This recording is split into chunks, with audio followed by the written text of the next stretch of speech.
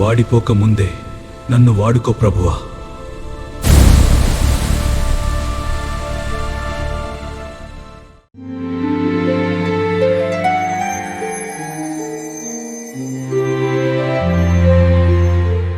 మన ప్రభువును మన రక్షకుడు అయిన యేసుక్రీస్తు నామమున అందరికీ వందనాలు, దేవునికి స్తోత్రాలు. జీవాధిపతి అయిన దేవుడు, జీవప్రదాత అయిన యేసుక్రీస్తు ప్రభువు మనలందరినీ ప్రేమించి ఆయన వాక్యమందు ఎదగాలని, ఆయన నీతి మార్గములలో నడవాలని, ఆయన కృపలో వర్ధిల్లాలని ఆశించి మనకు అనుగ్రహించిన ఈ నూతన దినమును బట్టి సమస్త మహిమ ఘనత ప్రభావములు యేసయ్య ఒక్కరికే చెందునుగాక. ఆ ప్రేమ కలిగిన దేవుడు ఈ నూతన దినములో మనకు అనుగ్రహించిన పరమవాక్య ధ్యానము కృపావార్త, పరమగీత గ్రంథము 4వ అధ్యాయము 4వ వచనము. జయసూచకముల నుంచుటకై దావీదు కట్టించిన గోపురముతోనూ 1000 డాలులను సూరుల కవచములన్నీయును వ్రేలాడు ఆ గోపురముతోనూ నీ కందర సమానము. దేవునికి స్తోత్రం కలుగునుగాక, దేవునికి మహిమ కలుగునుగాక. జీవాధిపతి అయిన ప్రభువునందు నాకు అత్యంత ప్రియమైన దైవ జనాంగమా, దావీదు గోపురము గురించి ఈ ధ్యాన వాక్యమునందు వ్రాయబడుట మనం గమనించగలం. దావీదు యెరూషలేములో ఒక గోపురమును కట్టించాను. ఆ గోపురము దావీదు గోపురమని పేరుగాంచి అది జయసూచకములను ఉంచుటకు అది నిర్మించబడినట్లు అందులో శూరుల కవచములు 1000 డాలులు వ్రేలాడుచుండునట్లు ఎంతో తేటగా వ్రాయబడినది. 2వ సమూయేలు గ్రంథము 5వ అధ్యాయము 9వ వచనము చూస్తే, దావీదు ఆ కోటలో కాపురముండి దానికి దావీదు పురమను పేరు పెట్టెను. మరియు మిల్లో నుండి దిగువకు దావీదు ఒక ప్రాకారమును కట్టించెను. దావీదు గోపురమును దావీదు తన పనితనమును, ఆధిక్యతను, ఆధిపత్యం తరతరముల ప్రజలు గుర్తుంచుకొనున్నట్లు, దానిని విశదపరుచుకొనున్నట్లు ఆ గోపురమును కట్టించాడు. దావీదు యొక్క ఆత్మీయ శక్తిని, స్థిరతను ప్రత్యక్షపరచుటకై దేవుడు కూడా ఆయన కట్టించిన గోపురమును గురించి పరిశుద్ధ లేఖనములలో వ్రాయించారు. అంతేకాదు అపోస్తలుల కార్యములు 13వ అధ్యాయము 22వ వచనమును మనము చూడగలిగితే, యెషయి కుమారుడైన దావీదును కనుగొంటిని, అతడు నా ఇష్టానుసారుడైన మనుష్యుడు, అతడు నా ఉద్దేశములన్నీ నెరవేర్చునని చెప్పి దావీదును గూర్చి సాక్ష్యమిచ్చాను.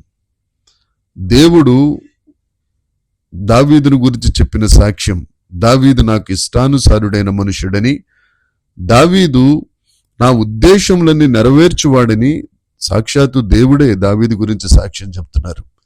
అంతేకాదు అపోస్తల కార్యములు 13వ అధ్యాయం 36వ వచనాన్ని మనం చూస్తే, దావీదు దేవుని సంకల్పము చొప్పున సేవ చేసి మృతి పొందెను అని లేఖనాలలో వ్రాయబడింది. ఈ తరంలో మనం కూడా దేవుని సేవ చేసి దావీదు వలె దేవునికి ఇష్టానుసారులమై జీవించాలని దేవుడు ఎంతగానో ఆశపడుతున్నాడు. ఆ గోపురములో జయసూచకములు ఉన్నవని ధ్యానవాక్యమునందు వ్రాయబడింది.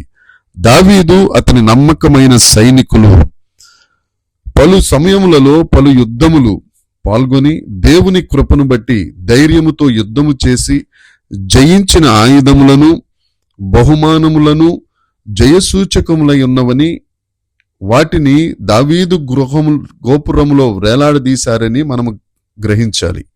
నెహెమ్యా గ్రంథం 3వ అధ్యాయం 19వ వచనం మనం చూస్తే, ఆయుధశాల అని అట్టి స్థలమునకు పేరు. ప్రియమైన వారలారా, దావీదు తన దగ్గర ఉన్న నమ్మకమైన సైనికులు వారి యుద్ధములో ఉపయోగించినవి ఆ ఆయుధశాలలో ఉండుట మనం గమనిస్తాం. వారి దేవుని పేరిట యుద్ధమునకు వెళ్లి జయము పొందిన విధానము, జయం పొందిన తరువాత జయసూచకములైన ఆయుధములను ఆ గోపురంలో ఉంచారు.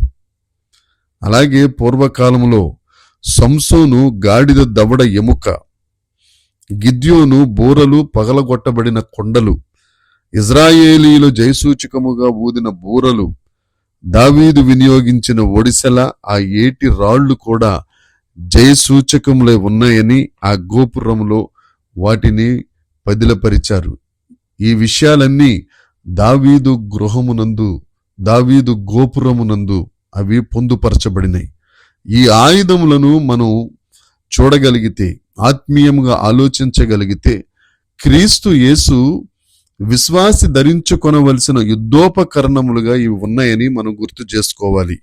రోమాపత్రిక 13వ అధ్యాయము 12వ వచనాన్ని మనం చూస్తే, రాత్రి చాలా గడిచి పగలు సమీపముగా ఉన్నది గనుక మనము అంధకార క్రియలను విసర్జించి తేజో సంబంధమైన యుద్ధోపకరణములను ధరించుకొంటిమి అని పౌలు గారు మనకు తేటతెల్లంగా అక్కడ లేఖనమునందు రాశారు. రాత్రి చాలా సమీపంగా ఉంది గనుక అంధకార క్రియలను విసర్జించాలి. తేజో సంబంధమైన యుద్ధోపకరణములు మనం ధరించుకోవాలి. ఇవి తేజో సంబంధమైనవి కానీ లోక సంబంధమైనవి కావు. ఇటు తేజో సంబంధమైన ఆయుధములనే కుడి ఎడమల నీతి ఆయుధములుగా మనం ధరించుకోవాలని లేఖనం చెప్తుంది.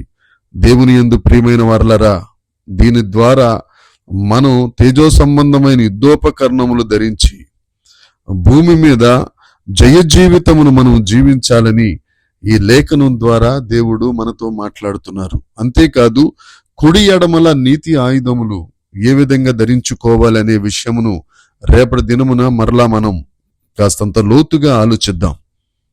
ఈ వాక్యం దేవుడు మన వినికిడిలో దీవించునుగాక.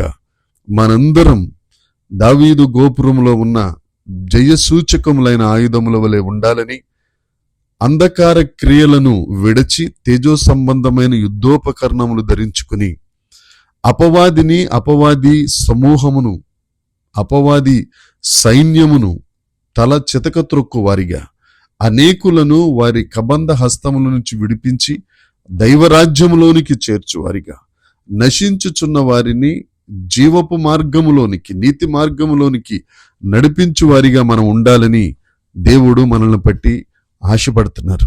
ఆ ఆశ తీర్చువారిగా మనం ఉండాలని, జయసూచకములుగా దేవుని సన్నిధిలో ఉండాలని దేవుడు కోరుకుంటున్నారు. అట్టి జీవితం దేవుడు మనందరికీ దయచేయునుగాక. దేవుడు ఈ మాటలు మనందరి వినికిడిలో దీవించి ఆశీర్వదించి ఫలభరితము చేయునుగాక. ఆమెన్. చిన్న ప్రార్థన చేద్దాం.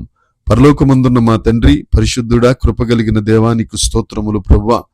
ఈ దినాన పరమగీత గ్రంథము 4వ అధ్యాయము 4వ వచనము ద్వారా మీరు మాట్లాడిన మాటలను బట్టి, దావీదు గోపురమును బట్టి, వారు యుద్ధములో జయించిన జయసూచకములను బట్టి మీరు మాతో సంభాషించారు. అంతేకాదు, తేజో సంబంధమైన యుద్ధోపకరణములు మేము ధరించాలని, తద్వారా అపవాదిని జయించి అనేకులను ప్రభువా నీ వైపు త్రిప్పి దైవరాజ్యమును విస్తరింప చేయుటలో జత పనివారిగా మేము ఉండుటకు కృప దయచేయమని, మహిమ పొందుమని యేసుక్రీస్తు నామమున ప్రార్థించి అడిగి వేడుకొనుచున్నాము తండ్రి.